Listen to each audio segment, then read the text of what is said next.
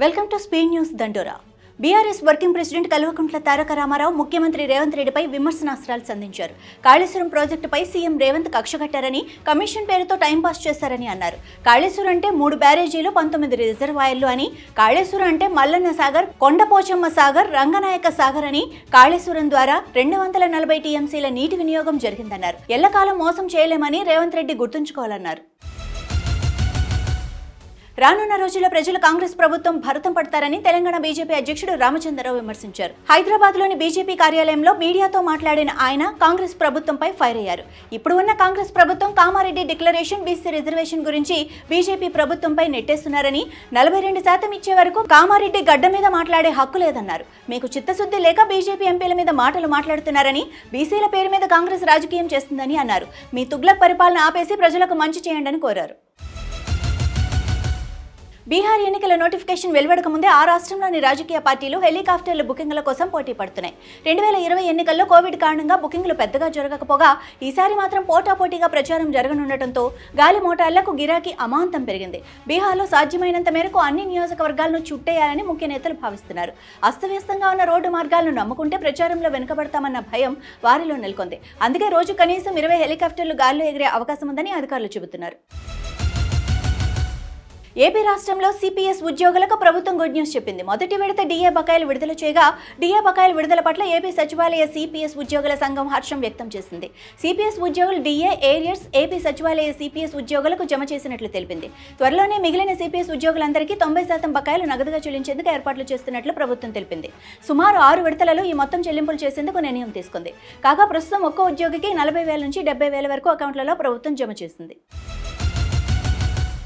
నేపాల్లో ప్రభుత్వ వ్యతిరేక ఆందోళనలు మిన్నంటాయి. నేపాల్ పార్లమెంట్లో ఆందోళనకారులు దూసుకెళ్లగా పరిస్థితిని అదుపు చేయడానికి ప్రభుత్వం కాఠ్మండులో కర్ఫ్యూ విధించింది. సోషల్ మీడియాపై కూడా బ్యాన్ విధించారు.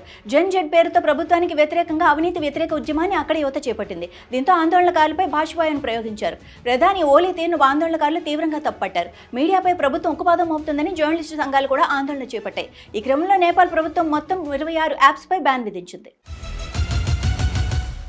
ఏలూరు జిల్లా నూజివీడు ట్రిపుల్ ఐటీలో దారుణం చోటు చేసుకుంది. బీటెక్ విద్యార్థి తన విభాగ ప్రొఫెసర్పై కత్తితో దాడి చేయడం తీవ్ర కలకలం రేపుతోంది. అయితే సక్రమంగా క్లాసులకు హాజరు కాని విద్యార్థిని ల్యాబ్ ఎగ్జామ్ రాయడానికి ప్రొఫెసర్ అనుమతించలేదు. దీనిపై ఆగ్రహించిన సదరు విద్యార్థి విభాగ ఇన్ఛార్జ్ ప్రొఫెసర్ గోపాలరాజుపై కత్తితో దాడి చేశాడు. ఇక ఘటనలో గాయపడిన ప్రొఫెసర్ గోపాలరాజును నూజివీడు ఏరియా ప్రభుత్వ ఆసుపత్రికి తరలించారు. ప్రస్తుతం ఆయనకు వైద్యులు చికిత్స అందిస్తున్నారు. ఈ ఘటనపై పోలీసులు కేసు నమోదు చేసి దర్యాప్తు ప్రారంభించారు. ఇజ్రాయెల్ ఆర్థిక మంత్రి బెజలెల్ స్మోట్రిచ్ భారత పర్యటనకు రానున్నారు. నేటి నుంచి 3 రోజుల పాటు దేశంలో పర్యటించనున్నట్లు విదేశాంగ శాఖ అధికార వర్గాలు పేర్కొన్నాయి. ఇరు దేశాల మధ్య కొంతకాలంగా ద్వైపాక్షిక సంబంధాలపై చర్చలు జరుగుతున్నాయని, ప్రస్తుత పర్యటనలో భాగంగా భారత్ ఇజ్రాయెల్ ద్వైపాక్షిక వాణిజ్య ఒప్పందంపై సంతకం చేసే అవకాశం ఉన్నట్లు తెలుస్తోంది. దీంతో ఇరు దేశాల మధ్య స్వేచ్ఛాయుత వాణిజ్య ఒప్పందం దిశగా అడుగులు పడనున్నట్లు అంతర్జాతీయ మీడియా వర్గాలు వెల్లడించాయి. స్మోట్రిచ్ గాంధీనగర్లోని భారతదేశ ప్రపంచ ఆర్థిక సేవల కేంద్రాన్ని సైతం సందర్శించనున్నారు.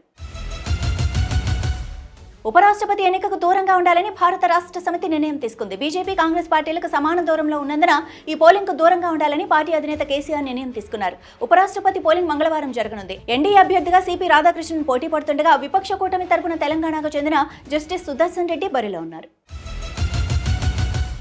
మహిళా ఆర్చరీ ఛాంపియన్ చికితా తనపర్తి ముఖ్యమంత్రి రేవంత్ రెడ్డిని మర్యాదపూర్వకంగా కలిశారు. కెనడాలో జరిగిన 2025 యూత్ వరల్డ్ ఆర్చరీ ఛాంపియన్షిప్లో భారతదేశం తరపున బంగారు పథకం గెలుచుకున్న తొలి మహిళగా రికార్డు సృష్టించింది చికితా. చైనాలోని షాంఘైలో జరిగిన సీనియర్ వరల్డ్ కప్ జట్టు రజత పథకం సాధించింది. ఈ సందర్భంగా సీఎం రేవంత్ చికితను అభినందించారు. ఒలింపిక్స్లో పథకం సాధించేలా ప్రభుత్వం తరపున పూర్తి శిక్షణ అందించేందుకు అన్ని రకాలుగా సహాయ సహకారాలు అందిస్తామని సీఎం తెలిపారు.